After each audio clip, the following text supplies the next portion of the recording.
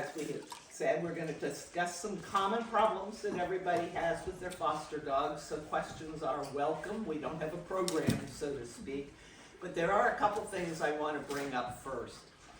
Safety is extremely important. When you have your foster dog outside a fenced area, have some kind of slip collar or slip lead on the dog all the time. Dogs get lost on transport constantly because they've slipped out of collars or harnesses or whatever. So please be careful about that because we don't want the dogs getting away. And even a dog like this who's really, really friendly. I don't know this dog. I haven't had him 48 hours. Something could spook him and he could take off. So in my world, any dog that comes in, and since clients pay me to take care of their dogs, they frown on me losing them. I put a lightweight nylon slip collar on the dog the second the dog comes in, and that stays on the dog until I can't remember the last time I had to use it, which is a period of months or years, depending on the dog. So I'm always extremely careful. So please keep that in mind because, again, we don't want anything to happen and we don't want the dogs to get lost. I was thinking about that. Common questions, of course, are always about, I can tell you what my clients, when they call me, are gonna tell me. Their dog pulls on the leash and it jumps. 100% of the time, that's what they're gonna tell me about their dogs. They may have other complaints, but those two are for sure. So there's a couple of easy things you can do with your new foster dog that will help those behaviors.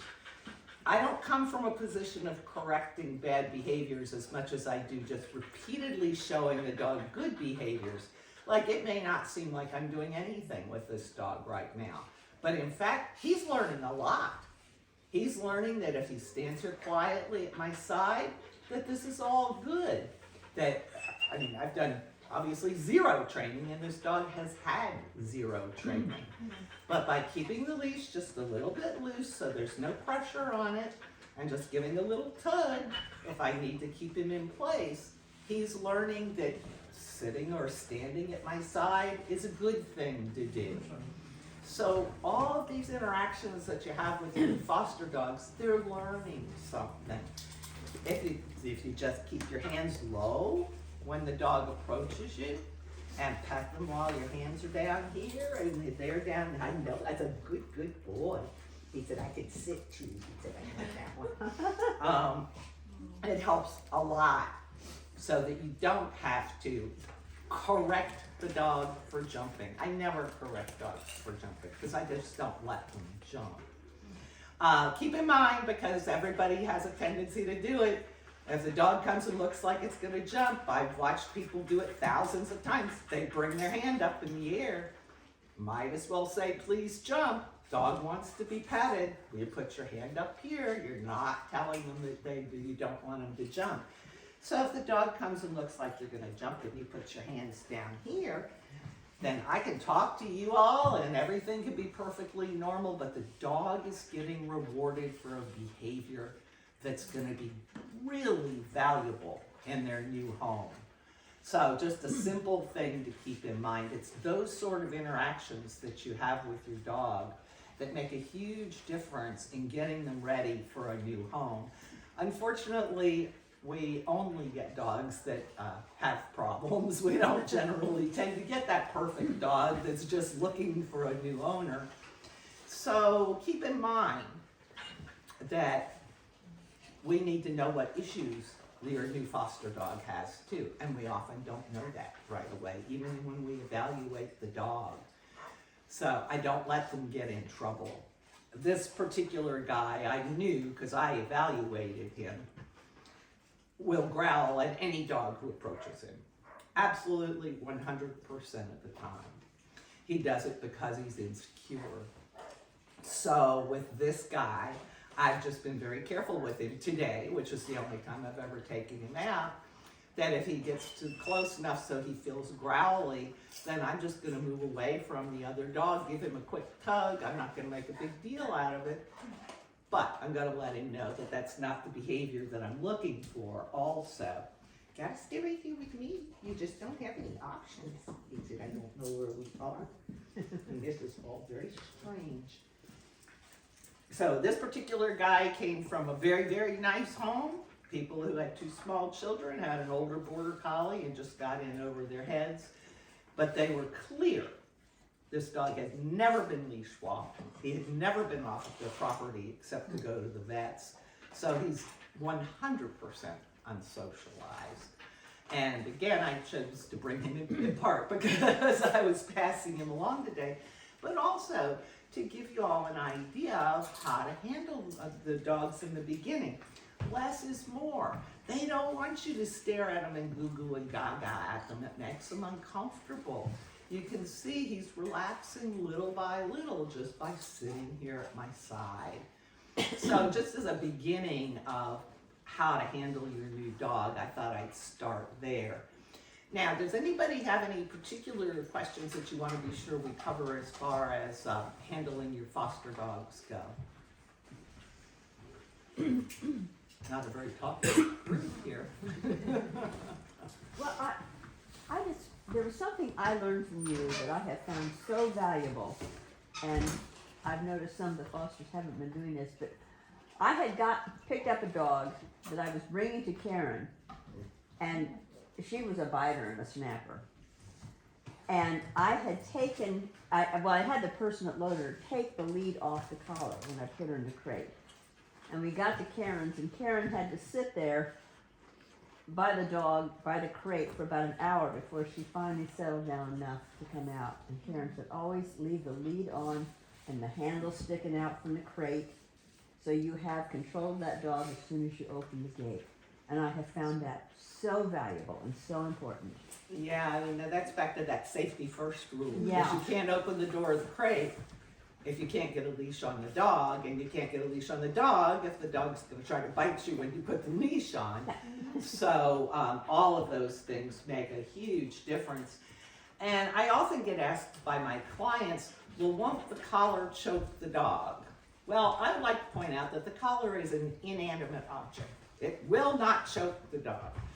Your handling of the collar potentially will make the dog uncomfortable, but the collar itself is not going to do any harm.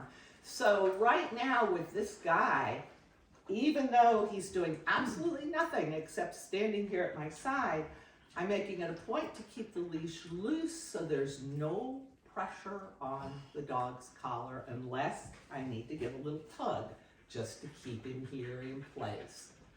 And again, this is a dog who knows nothing and has never been anywhere. But by not putting pressure on the collar, he doesn't have anything to pull against. 100% of dogs will pull against leash pressure. They all do it. So if I put this collar down here on his neck, down low, and put some pressure on, he's going to put his head down and pull. It's the first thing he's going to do. So that's just the way it works. All I want to control is the dog's head. Well, that was stupid. They were choking about nothing. So is it better to keep it up then? But you don't mind me. So, but perfect example. As soon as I put pressure on the leash, he said, I don't have to pay attention to you anymore. And he started to pull, and he's now going to move in with Barbara.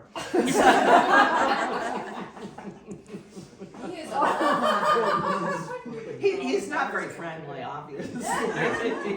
It's kind of sad to see that he's got this antisocial feeling about it. But you can see the difference in the handling there. All I did was let him pull the collar down low and put pressure on, and I ceased to exist in his world.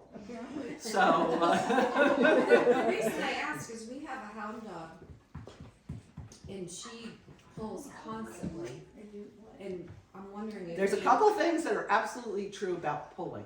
The first one is your dog must put its head forward and downward. It's just an absolute fact. They must do that to pull. If you don't allow them to put their head forward and downward, They can't pull. So, No, he came from, as I said, a very deprived home with a very lovely family with 2 young children. And apparently never got any attention at all.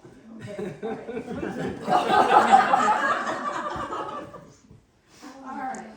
And I take Tim for this because the other 2 dogs were too well behaved. And also, I don't know him, so. He seems to be quite accepting of handling. I just said right offhand. Yeah, he doesn't seem to have any real handling issues. This doesn't seem to be an issue with this particular dog. So we've learned that he doesn't care if you put your hands all over his body and none of that. And I actually knew that from seeing the home he came from because it was a 3-year-old and an infant. He isn't bothered by cats. Yeah. Yeah, he's he was very, very well cared for. He just wasn't taught anything. So he doesn't know any basic manners. Okay, that's enough. All the visiting time is over. Now that really doesn't impress me. Isn't the anatomical stuff that you can damage with collar pressure down lower? Yeah, but then with the collar this low, we can ask our vet for a comment, but with the collar down this low, it's well below his trachea level. Yeah. Esophagus, larynx is up higher than Right. trachea, which is why they cough when they pull on that, because they're Right. compressing their trachea. Right. And my theory has always been if it was really that bad, they wouldn't do it. But- Well, But, all right, come on, Odie, come on over here. Maybe the coughing is worth it to get the snuggles. And then the coughing now is happening when there's no pressure at all on the collar. So he's apparently just decided it works well for him. But anyway, short answer is yes. That if you keep the collar up high and you don't keep pressure on it, so that just, obviously he doesn't know much about leash manners, but if I show him inch by inch where it is I expect him to be next to me, that's not hard for him to figure out. What's hard for him to figure out is if you let the dog get way ahead of you and then you correct the dog and have him come back. They never really learn where they're supposed to be. So when I'm teaching the dogs early on, I don't give them that leeway. I want to show them. The very first thing I teach every client dog is to sit at my side. Because in actual fact, you can take a dog anywhere if the dog will sit at your side and be well behaved. And he said, and I can do that. I said, I can't, and I'm just learning now. So, scratching under the chin. Let me bring up something about the shy dogs, which obviously he is not. But remember with the shy dogs, less is more. The shy dog doesn't want you hugging and kissing it. The shy dog doesn't want you coddling it. With the very shy dogs, I simply keep them on a leash with me and walk around and just give the dog the opportunity to learn that I'm a safe place to be. One of the things that I learned, and I've learned most of what I've learned about dog training and manners from watching dogs, but the most dominant dog I ever had on my property was a female Great Pyrenees, and she never growled at another dog the whole time I had her. But every new dog that came in, she would walk up, wagging her tail low, just amble on up. Hi, how you doing? Every single dog did the same thing. They all froze. She sniffed every inch of their body carefully, looked them over, then she'd turn around and walk away, and they'd all go, I love you, I love you, I love you, I'll follow you anywhere. Because she showed her dominance, but she also showed that she was trustworthy and that she wasn't anything to be worried about. And they all loved her to death. It just wasn't an issue at all. So calm and just showing the dog that you're confident and in control of the situation helps the shy dogs a lot more than it does if you try to cater to them. I've often asked people with shy dogs that want the dog to walk with them, and that this is not gonna work very well with him since he's not this sort. But they're looking back at their shy dog and wondering why their dog doesn't walk forward. Well, would you actually follow a person who's looking that way? I mean, if you want the dog to follow you, walk like you're going somewhere. They all will follow you. I take dogs away from their owners at least 3 times a week, and I have never found a dog yet with of any temperament that wouldn't walk away from their owners cheerfully. As long as I just say, come on, let's go, and walk off. Every single one of them walks off. So being calm helps a lot with these foster dogs. And again, it's tempting to think all they need is love, but that unfortunately is not the case. We were discussing at the board meeting that we're gonna write up a foster handbook, and that one of the things that we need to point out is that the dogs need training. I mean, they really do. They need some basic training, basic manners training. Honestly, I don't care if the dog never understands the word sit or down, though they all know how to sit for food because everybody teaches that. But it doesn't matter. All they need to do is understand the basic manners that dogs teach each other all the time. Dogs teach each other how to behave with no problem at all. So as long as we sort of take that attitude, it helps considerably. So what else did we discuss at the board meeting that we want to go over? Can we talk about dog introductions, especially for this one, who's coming to a house? I never do dog introductions on leash because I think it causes problems. The head-on interactions. Right, and you've removed the dog's ability to get away. But he with Molly, who I kept overnight, did still, when I let them loose in my backyard, he did go up to her. So his approach is to go up, stand on his tippy toes, and growl. But that's all he does. He just stands on his tippy toes and growls. And if the other dog just wags their tail like, God, you're an idiot, he says, oh, okay, never mind. I did not see him actually aggress at any dog. Now, I did give him the opportunity last night when I have a bunch of dogs on the other side of the fence to just be outside with them. And there, he was a little bit more confident, and he would go up to the fence wagging and kind of poke his nose through the fence. So it's obviously a lack of comfort around other dogs. But obviously you have your own dog, and you know how your own dog's going to react. But He's if you just gonna want to play. right, If he gets growled at too much, he might take offenses. But he actually responds to play moves. Yeah. Because oddly, when he was in his crate this morning, my Pom, who's 14, decided that he was really good looking, and she wanted to play with him. And I walked in because I heard him banging around in his crate, and she's there in front of the crate, play bowing and wiggling and everything, and he's like, oh, what shakes me, that's so cool. So he seems to respond well to those kind of cues, but that is a good point that I didn't think to bring up. If your dog is dog aggressive or uncomfortable around other dogs, when you put your dog on a leash, you have removed your dog's ability to get away from the situation. They're going to be more aggressive. So if I know, like with this guy, that he's not going to be good with people approaching, that's my job to protect the dog.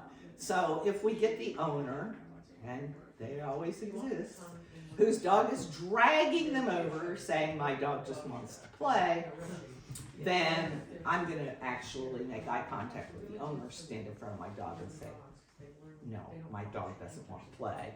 I'll correct the person in that case. But I'm not going to make this dog be forced to, quote unquote, defend himself. Come here, I see you looking at your new mommy. He said, I'm making eyeballs at her. He said, I'm making friendly eyeballs at her. I think I learned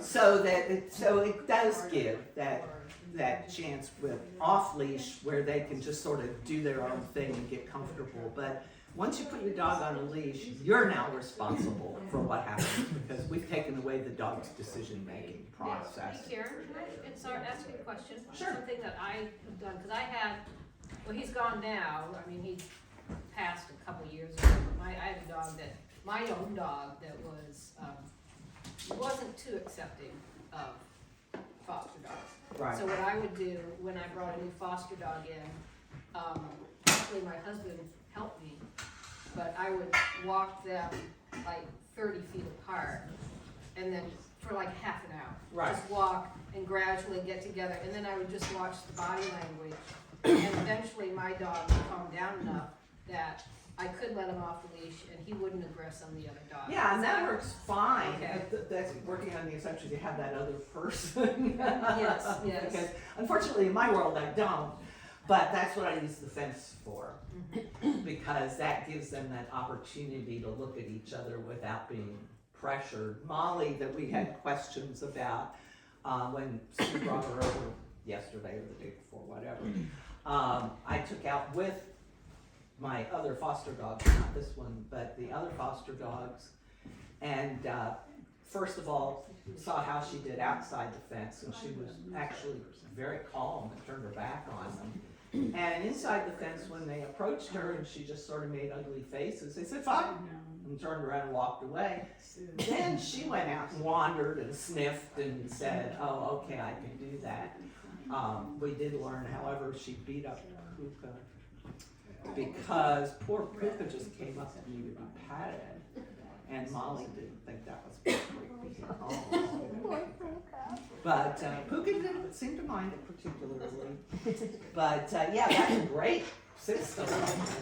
If you have them. Yeah, if you've got the wherewithal. Yeah, I've to make it done work. something kind of similar to that. If there's a new dog coming over to play with Dixie, I'll say, okay, I will meet you down at the mailbox, and we will walk up the street together. I don't want them coming onto Dixie's territory first. I Right. want them to meet out on neutral territory and do the walk along there. They could sniff each other Right.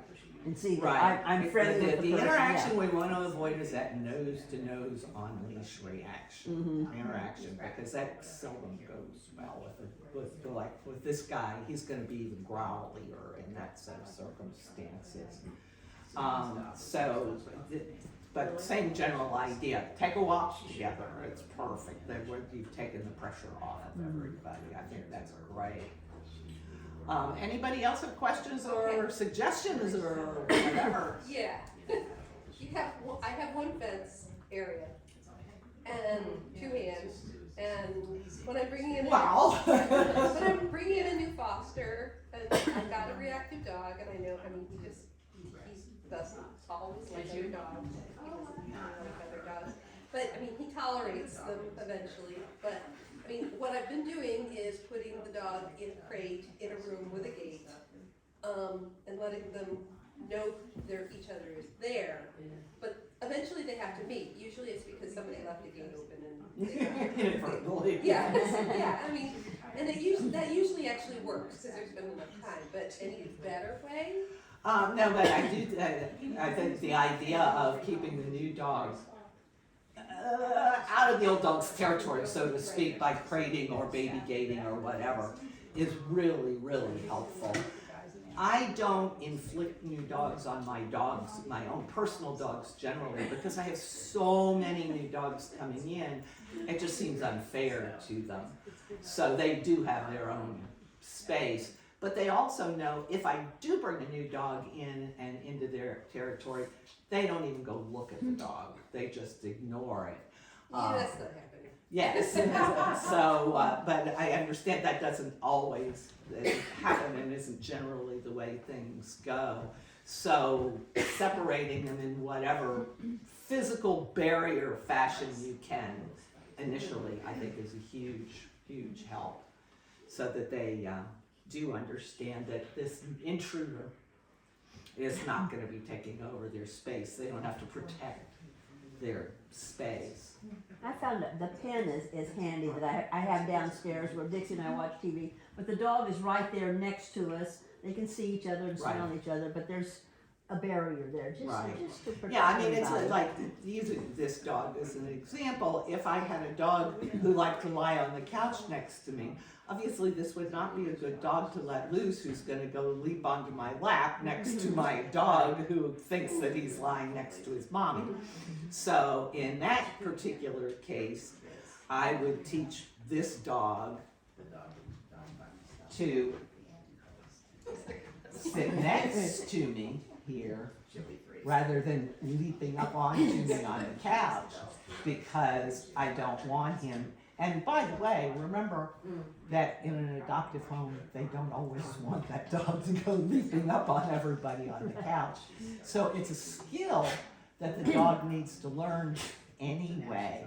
They need to learn that they're not always allowed to leap up on the lap of everybody on the couch, because you never know when your old grandma's coming to visit or whatever, or you have people sitting there eating or anything like that, where it's not appropriate behavior for the dog to go leaping up on the couch. Apparently at your house you were allowed to leap up on the couch. That's just a guess on my part, but I'm pretty sure I'm right about that one.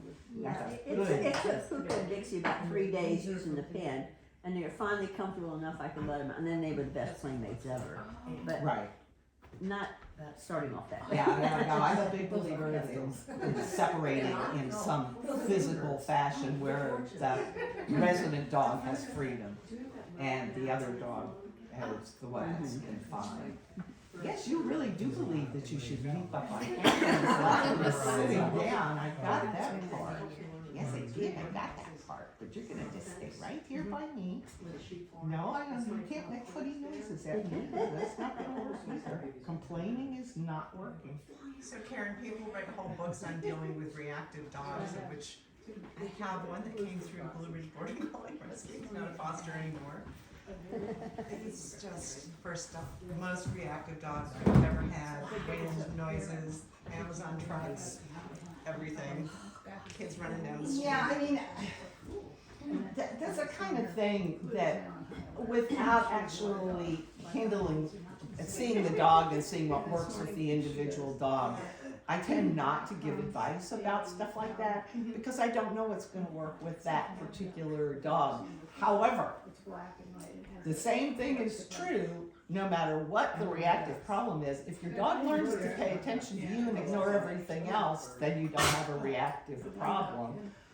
We were talking earlier about the foster dog that I ended up adopting, who Sylvia knew because Sylvia kept her. Very, very smart, very active dog. But I knew that she had been raised by 5 male college students, so she hadn't had what we'd call a real disciplined life. And when I asked the guy on the phone how she did with strangers, he said, oh, she lunges at the end of the leash and barks at them. So I thought, well, all right. And I said, I need to meet the dog. And he stopped returning my phone calls. So then he lived in Manassas. He called the Manassas Park Animal Shelter, who I know the person who runs that, and she said, I'm going to need to meet the dog. He stopped returning her phone calls. And then he took the dog and dumped it at the Fairfax County Animal Shelter.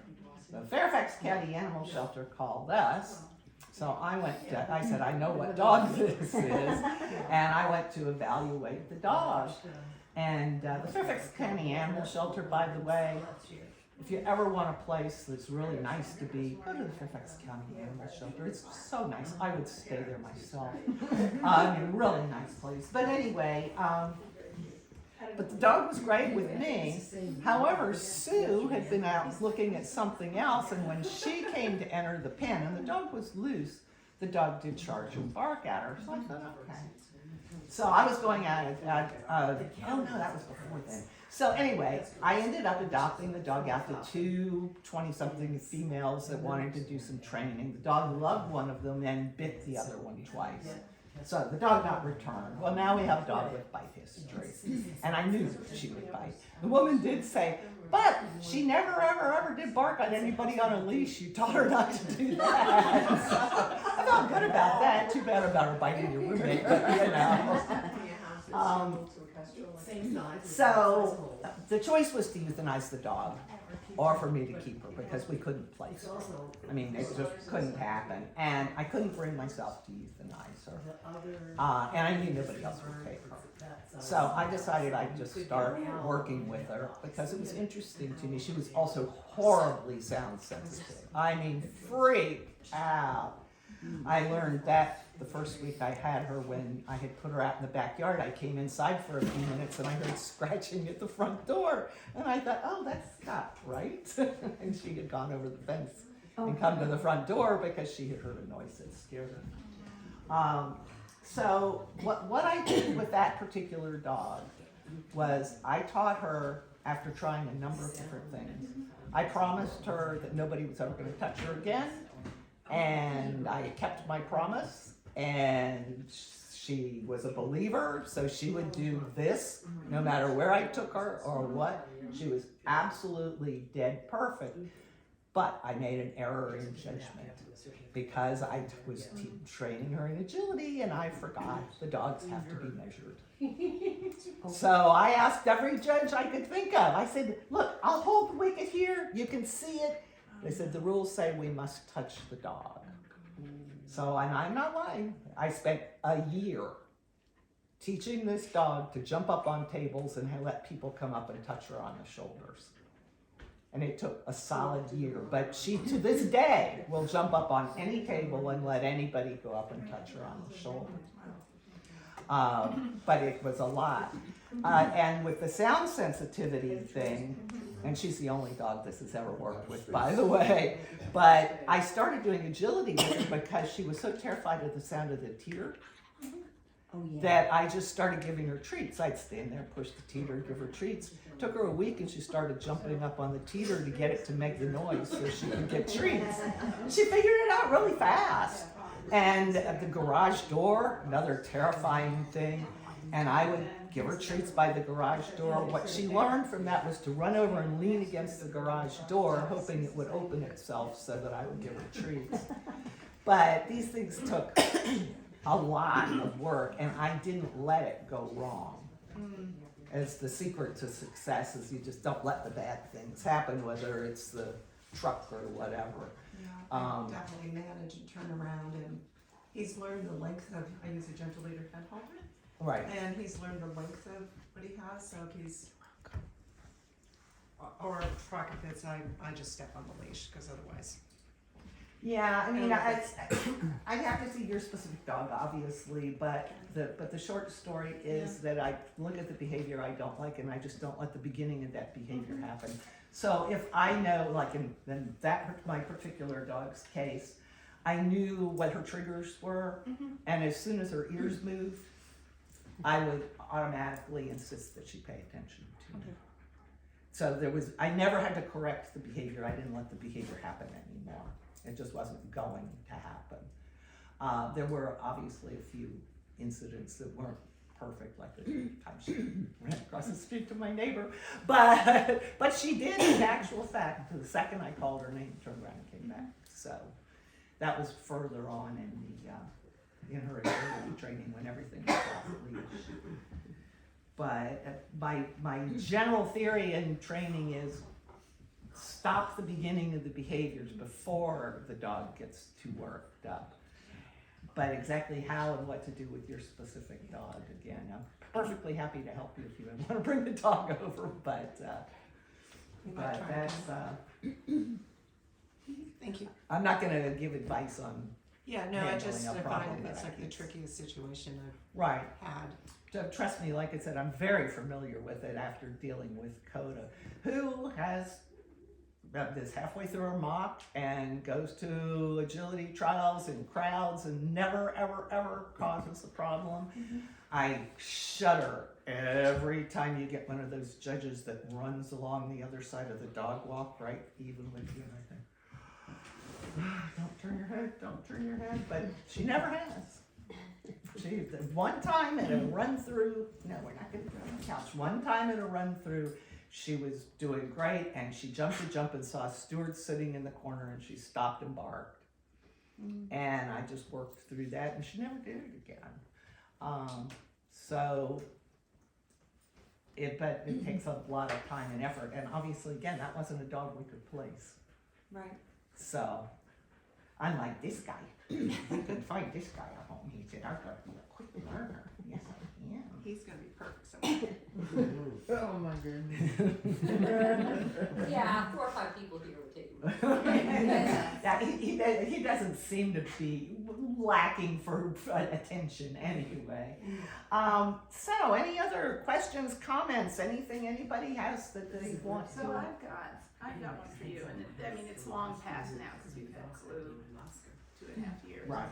But, if, you know, we could get another one, our old Tui, you guys fostered her, she was Zoe. She turned 16 in January. right here with Yeah, me. so she's pretty, anyway, so when we picked her up, the idea was we were actually going to transport her to, I recall that. yes, and she didn't make it out of the backyard, so, the transportation failed. So it was a little bit spur of the moment and everything and unprepared. When I picked her up, the guy who had her, after coaching him for a couple of weeks, you know, take her out, do this. I mean, did nothing. I mean, she's literally peeing down the front of him when he carried her to the car. It was gross. But we put her on a leash and then a long line. And she was so nervous about absolutely everything. And that's what we did in the yard. We did it we let her drag it in the house. I mean, is there anything better we should do? No, let's go back to what JJ was saying. I leave a slip collar and a line on every dog 100% of the time Okay, until I yeah. can't remember the last time I used it. I mean, the worst case I ever had was the feral Egyptian dog that somebody had picked up off the streets of Egypt, and I left a line on her for like 3 years. Yeah. But she was a wild animal. But I go very, very slow on allowing the dog the opportunity to make bad decisions, because there's nothing to be gained by, let's see if. As soon as things go wrong, you don't have a way to fix it. And unfortunately, human nature being what it is, then everybody tends to panic. Oh God, we gotta go catch the dog or whatever. And now the dog has simply learned that it can cause a circus. So, and I want to bring something else up that's a really common problem, and I see it with clients all the time. Remember that if your dog won't come to you, do not ever take one step toward the dog. You might as well be asking it to run away. I had a client get out of their car, it's only been about a month ago, and for reasons beyond my comprehension, they let their dog out without a leash on and said, "Is it okay if I let him out without a leash?" I said, "No." So they reached for the dog went the other way. The woman started to go after the dog, and I said, "Just stop." And I don't remember the dog's name, doesn't matter. I said, "Come on, Fido, let's go." Fido came directly to me because I backed up and I sounded happy, unlike Fido's mommy who said, "Fido!" All that does is put the dog off. Remember, if you need to catch the dog, back up, move away from the dog. They all come to you. Yes. The other thing that I found helpful with the neighbor's dog, and I didn't know the dog at all, and they're chasing it down the street, and I'm like, I laid down on somebody else's lawn. Laying down works really well. The dog came right over, and I put my hand on the collar. Yes. Now come get your dog, and they're like, I have trouble convincing people to do it, but it does work, and particularly if you do it where you go,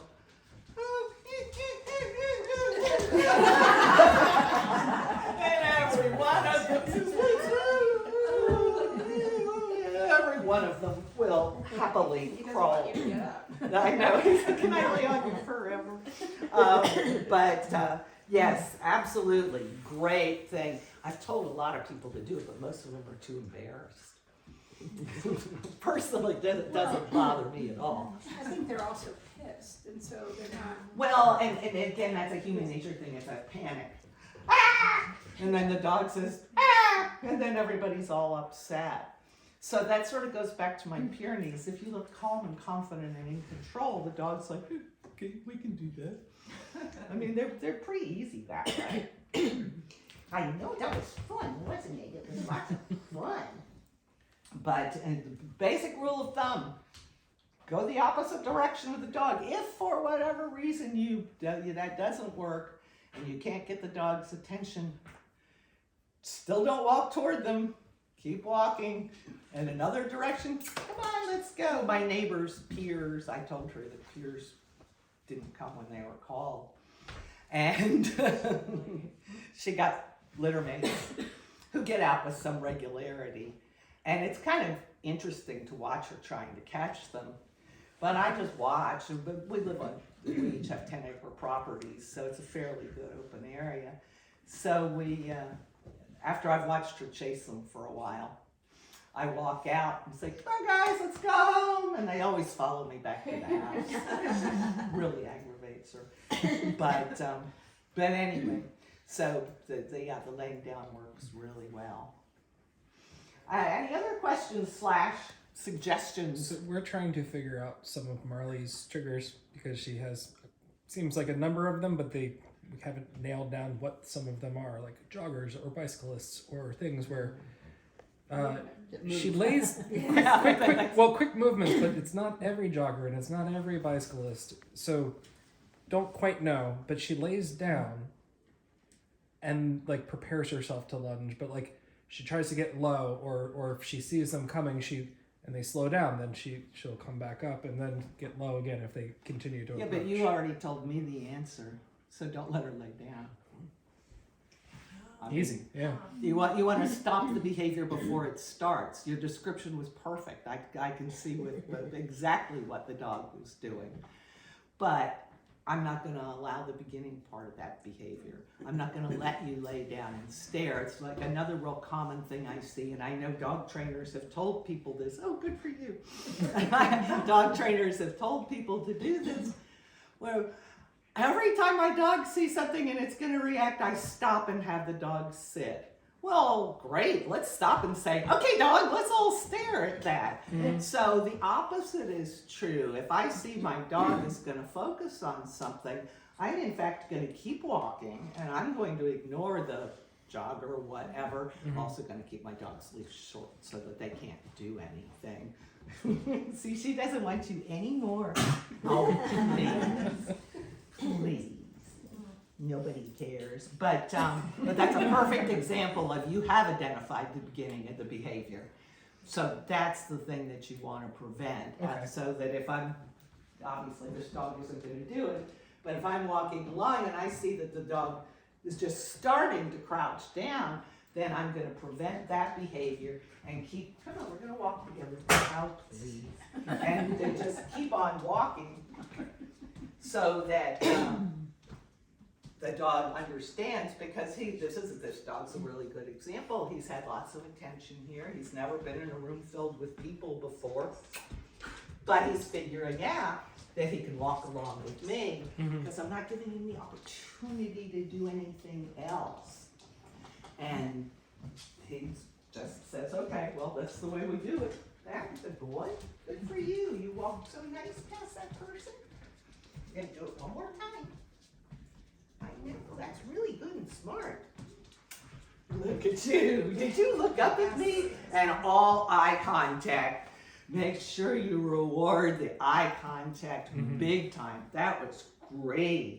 He actually looked up and said, okay, I'm really watching. Let's do it one more time. That was good. I'm proud of you. Yes, I am. I'm really proud of you. Look at this dog. Look at you, and you're proud of yourself now, too, I can tell. I can feel it. I can feel your little footsteps and body language. You're doing so good. Yes, you are. You're doing so good. That's a very, very smart boy. Yes, it is. This is a smart dog. So that's a really good example of, I know he's been so far allowed to jump and, getting people flaps and stuff. So I just showed him there's another way we can walk through the room. Yeah, you have to do baby steps sometimes, but show the dog another behavior, and one that makes sure you reward the good behaviors. I see it all the time where the dog gets ignored because they're walking along so politely and nobody pays any attention to them. They get attention by bad behavior. So I try to make it a point, as I pointed out earlier with him, if I'm standing here talking to you all, I'm going to scratch his ears. Mm-hmm. I'm going to let him know that I am in contact. And you're not using treats. No, and I don't have a problem with treats per se, except I don't always have them. Who carries around pockets full of treats all the time?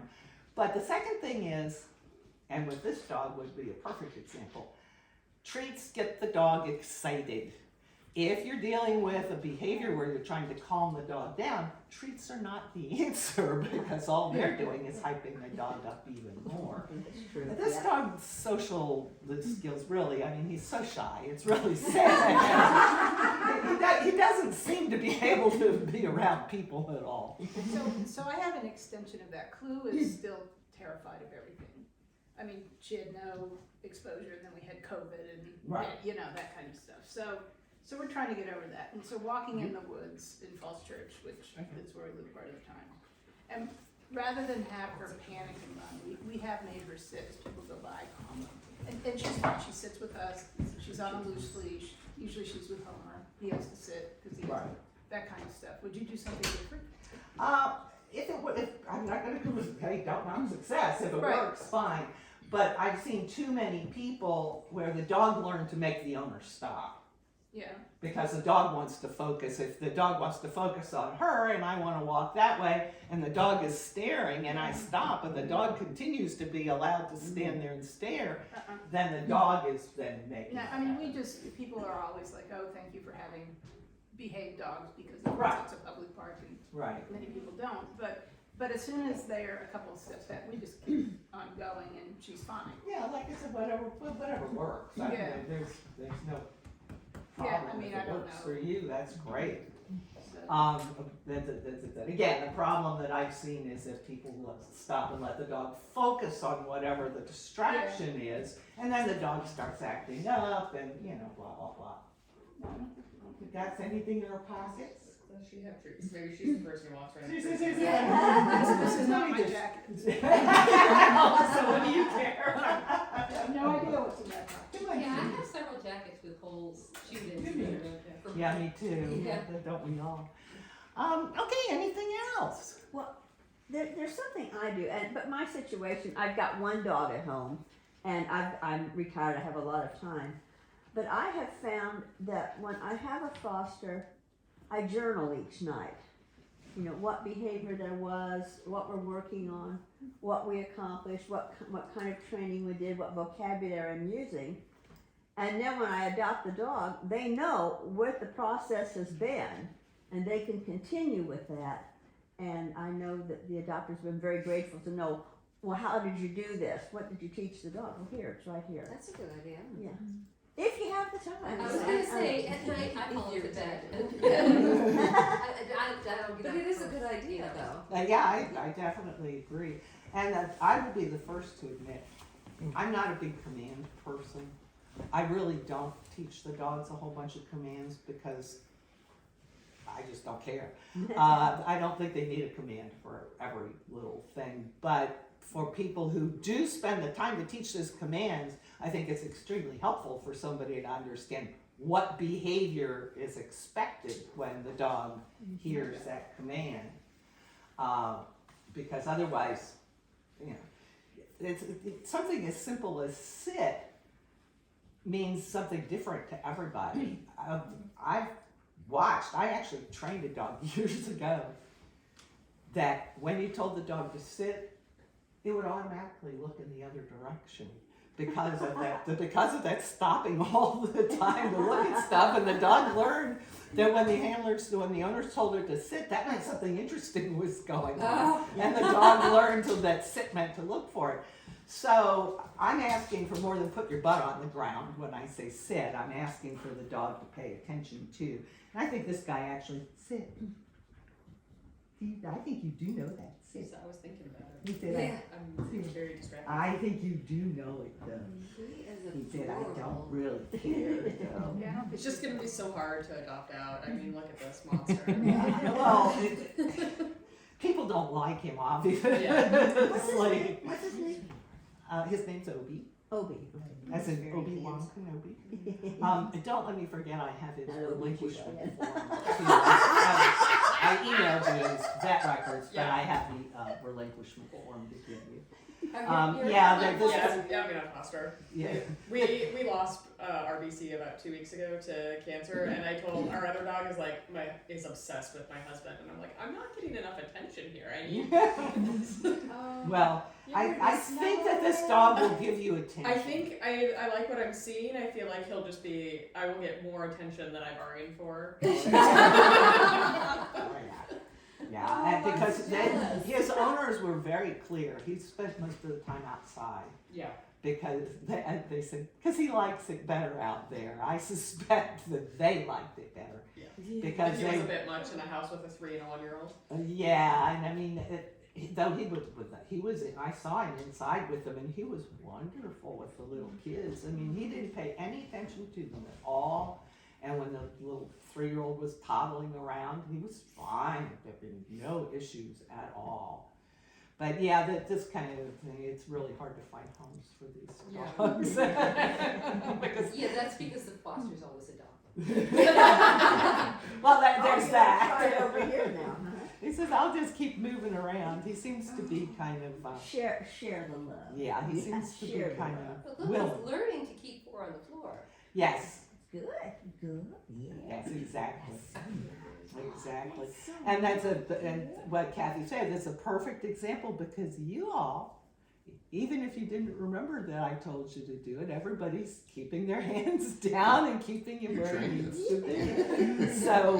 So he's learning that it's not going to jump up on everybody's lap, which obviously we saw his first thing.